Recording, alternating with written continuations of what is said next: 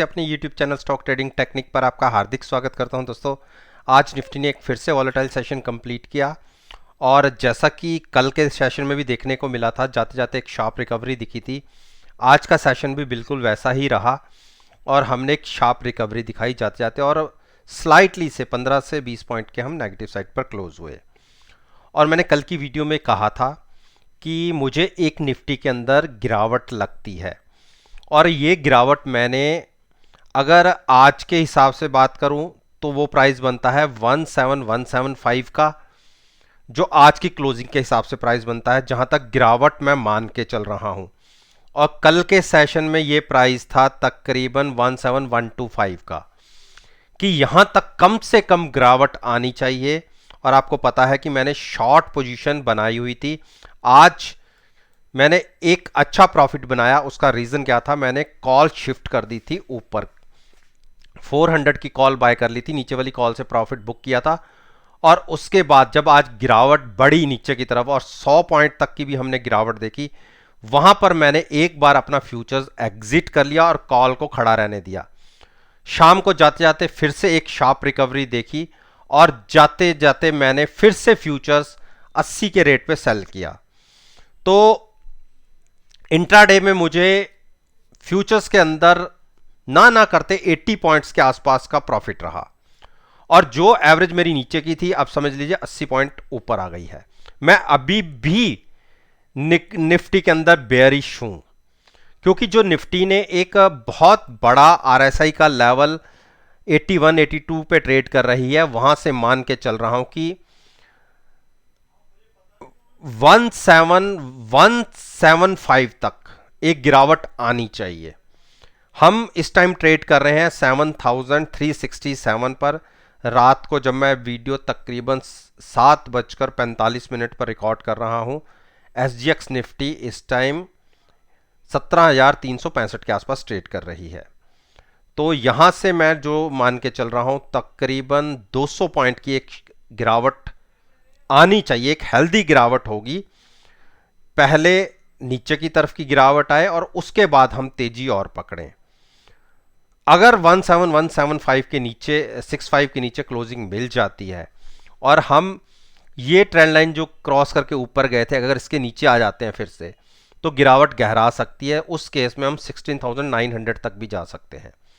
तो मैं फिर से आज मैंने एक शॉर्ट साइड पर पोजीशन बनाई है। तो हो सकता है कि कल हम थोड़ा सा गैप अप खुल जाए, लेकिन कल का सेशन वॉलेटाइल होगा और एक बड़ी मूव आपको दोनों तरफ की देखने को मिल सकती है। ये मैंने निफ्टी इंडेक्स पर आपसे बात कर ली है।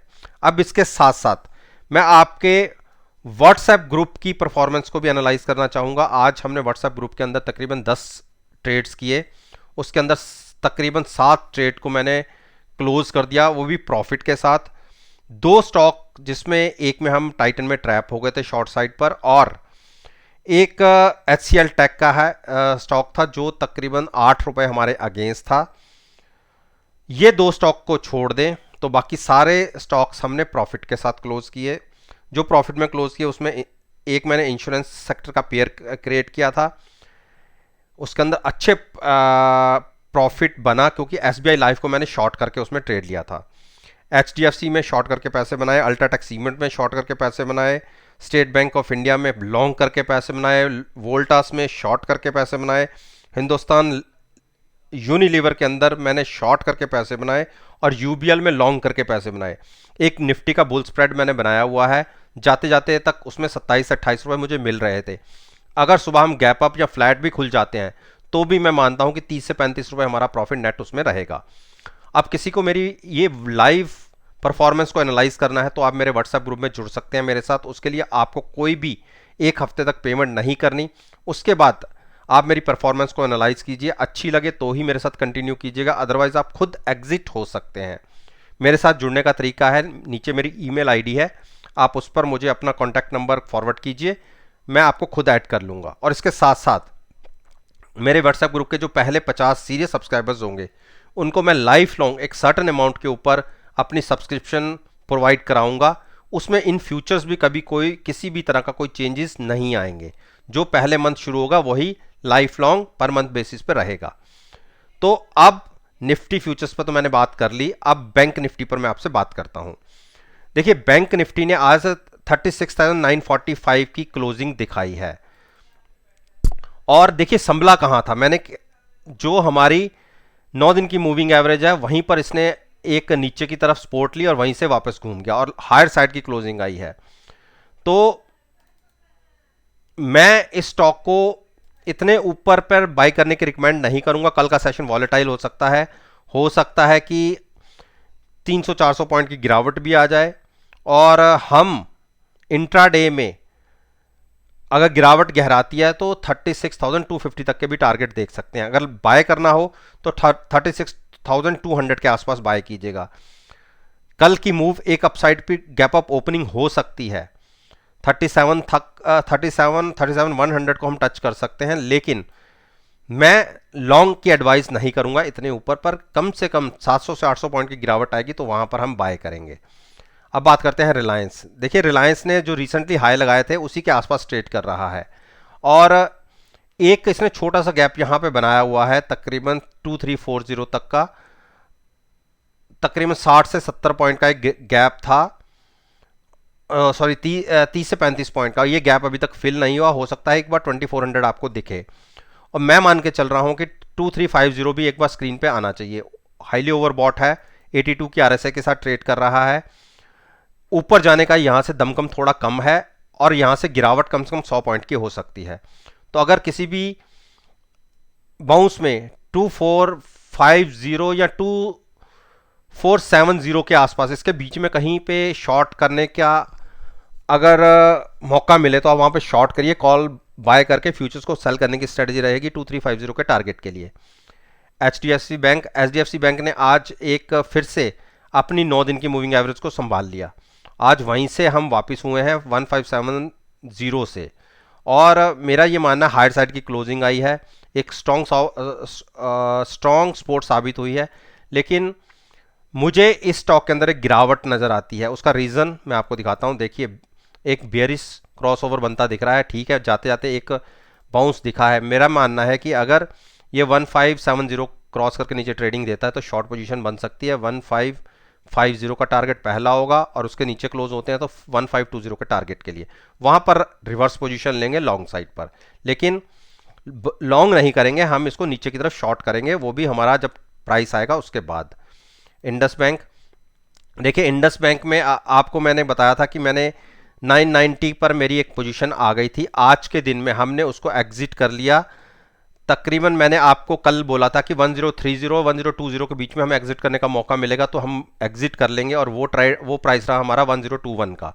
1021 के आसपास हमने एग्जिट कर लिया। नीचे से तकरीबन 30 पॉइंट्स हमें मिल गए। उसके बाद फिर गिरावट आई और नीचे की तरफ का जो लो लगा 994 का लग गया, लेकिन हमें 990 पर एंट्री लेनी है। थोड़ा सा वेट करेंगे, गिरावट आएगी, फिर से 990 पर एंट्री लेंगे। और देखिए इस तरीके से हमने इस ट्रेड को, इस स्टॉक को तकरीबन 4 बार हम घुमा चुके हैं। नीचे से 20-30 पॉइंट हमें मिल जाते हैं, और ये सिलसिला हम तीसरी बार आज हमने कंप्लीट किया है। अब फिर से गिरावट 990 तक आएगी तो हम वहां पर लॉन्ग करके चलेंगे, शॉर्ट नहीं करेंगे। एचडीएफसी, देखिए एचडीएफसी को इंट्राडे में मैंने शॉर्ट करके पैसे बनाए अपने व्हाट्सएप ग्रुप के अंदर। अब यहां से करना क्या है, देखिए काफी ऊपर के साइड पर इसमें अच्छा रनअप नीचे से देखने को मिल चुका है, और रनअप कहां से मिला, 2400 से हमने 2850 की तकरीबन 450 पॉइंट की एक रनअप देखा है, और 20% का गेंस दिख चुके हैं हमें नीचे के लेवल से। तो अब थोड़ा सा यहां से करेक्शन बनती है, तो मैं अगर मान के चलूं 4% की करेक्शन, तो 4% के आसपास की करेक्शन बनती है तकरीबन 100 पॉइंट्स की। हाई से अगर मैं 100 पॉइंट्स मान के चलूं, 2865 से 100 पॉइंट यानी 2765 तक की एक गिरावट आ सकती है, और 2785 तो मैं मान के ही चल रहा हूं कि यहां तक एक बार स्टॉक जा सकता है। अगर गिरावट में आपको 2740 के आसपास मिले तो वहां पर लीजिएगा। मेरे लिए बाइंग प्राइस रहेगा, जो मुझे बाय करना है इसको 2700 के आसपास। तब तक मैं गिरावट का वेट करूंगा, और 2785 क्रॉस होता है नीचे की तरफ तो शॉर्ट करके भी ट्रेड करूंगा। तो ये मेरी स्ट्रेटजी रही। बाय करने के लिए मैंने बता दिया आपको कहां पर आपने बाय करना है। कोटक महिंद्रा बैंक ने आज देखिए क्या रनअप दिखाया है। मुझे नहीं पता कि ऐसी कौन सी न्यूज़ थी जिसकी वजह से ये इतना बड़ा रनअप दिखाया है, लेकिन 1850 के आसपास हम पहुंच गए हैं। ये इसके लिए हर्डल है, यहाँ से बार बार गिरावट दिखाता है। और अगर 1850 के आसपास रुके, थके और आपको लग रहा है कि वहाँ पे क्रॉस नहीं होता, तो शायद वहाँ पे एक शॉर्ट ट्रेड भी बन सकता है। लेकिन अभी ओवरबॉट स्टॉक नहीं हुआ, अभी गुंजाइश काफ़ी है ऊपर जाने की, तो अभी शॉर्ट साइड पर इसमें हाथ मत डालिएगा। लेकिन लॉन्ग हम काफ़ी नीचे जाके बनता है, अगर गिरावट आएगी तो हम वहाँ पे बाई करके चलेंगे। आईसीआईसीआई बैंक ने देखिए 717 के प्राइसेस को आज छुआ, लेकिन वहाँ पर स्पोर्टली उसके नीचे गिरावट नहीं आई। हमें 705 के आसपास बाय करना है, तब तक हम वेट करेंगे। और मेरे को लगता है कि एक बेरिश क्रॉसओवर आपको दिखेगा 705, और उसके नीचे के टारगेट भी आपको दिख सकते हैं। 700 के नीचे मिले तो एक अच्छा प्राइस रहेगा लॉन्ग साइड पर जाने का। और लॉन्ग कैसे करना है, आपको फ्यूचर्स बाय करना है और साथ में हैजिंग के लिए पुट को जरूर बाय कीजिएगा, ताकि आपको सिक्योरिटी मिली रहे।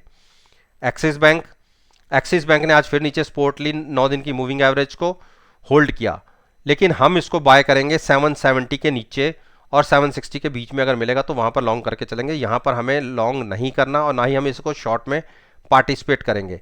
शॉर्ट बनेगी अगर 788 के नीचे हमें ट्रेडिंग मिले और वहां पर क्लोज होता दिखे, तो शॉर्ट भी ले सकते हैं 775 और 760 के टारगेट के लिए।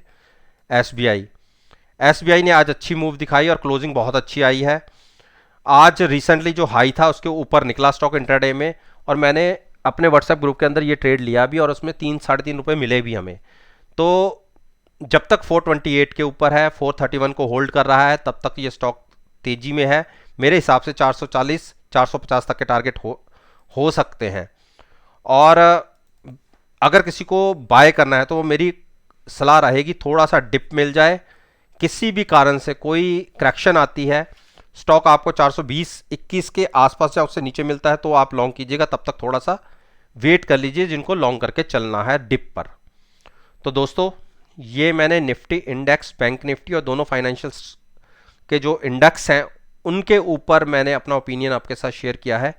और मेरा ये मानना है कि अगर मेरी इस वीडियो को आप कल के ट्रेडिंग सेशन यानी 9 सितंबर के साथ एनालाइज करेंगे, यकीन मानिए आपको बहुत अच्छे पॉजिटिव रिजल्ट्स देखने को मिलेंगे।